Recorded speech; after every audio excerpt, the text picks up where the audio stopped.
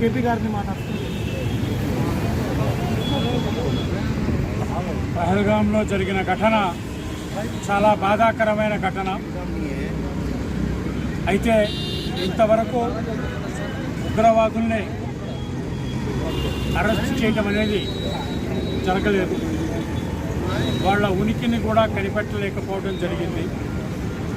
అడుగడుగునా భద్రతా సిబ్బంది నెలకొని ఉన్న కశ్మీర్లో ఉగ్రవాదులు చొరబడి ఈ మూకుమ్మడి హత్యాకాండ చేశారు అనే అంశం లోతుగా పరిశీలించాలని రాజ్నాథ్ సింగ్, డిఫెన్స్ మినిస్టర్ రాజ్నాథ్ సింగ్ గారు దీన్ని లోతుగా పరిశోధన చేస్తామని ప్రకటించారు. రాజ్నాథ్ సింగ్ గారికి విజ్ఞప్తి ఏమిటంటే, ఇది అన్ని కోణాల నుంచి మీరు లోతుగా పరిశోధన చేయవలసిన అవసరం ఉంది. ఎందుకంటే మనకి తరచూ వస్తున్న అనుభవం